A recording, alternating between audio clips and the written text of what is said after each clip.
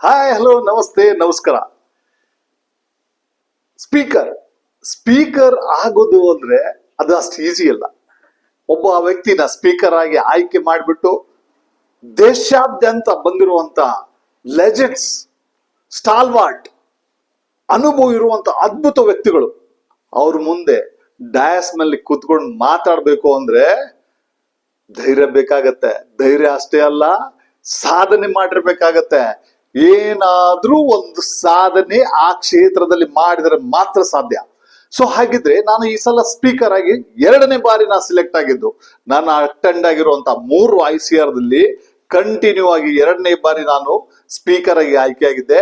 So ಇದ್ರದ್ದು ಅನುಭವ ಒಂದ್ ಸ್ವಲ್ಪ ಗ್ಲಾನ್ಸ್ ಮಾಡೋಣ. ಯಾವ ರೀತಿ ಅಂದ್ರೆ, ನನಗೆ ಸರ್ಪ್ರೈಸಿಂಗ್ ಆಗಿ 2 ದಿನ ಮುಂಚೆ ನನಗೆ ಕಾಲ್ ಬಂತು, you are going to be a speaker ಅಂತ.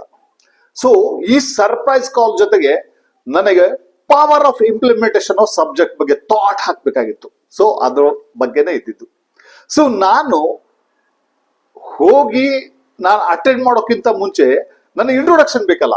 ಸೊ ಇಂಟ್ರೊಡಕ್ಷನ್ ಕೊಟ್ಟಿದ್ದು ಅಮಿತ್ ಸರ್. ಏನಂತ ಕೊಟ್ರು ಗೊತ್ತಾ? ನಮಸ್ಕಾರ. Yes, that's the tag line. So ಅಷ್ಟು ಇದು ಪಾಪ್ಯುಲರ್ ಆಗ್ಬಿಟ್ಟಿದೆ.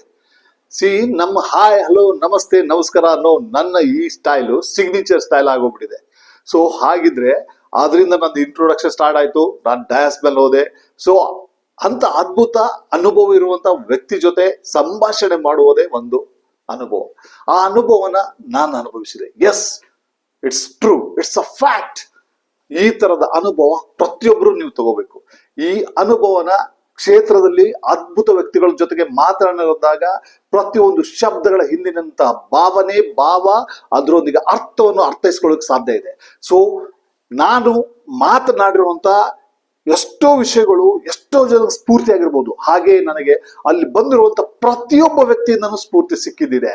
ಸೊ ಈ ತರದ ನನಗೆ ಒಂದು ಅವಕಾಶವನ್ನು ಒದಗಿಸಿಕೊಟ್ಟಂತ ಅಮಿತ್ ಸರ್ಗೆ ಹಾಗೂ ಮಮತಾ ಮೇಡಮ್ಗೆ ತುಂಬ ಹೃದಯದ ಧನ್ಯವಾದಗಳು. Thank you.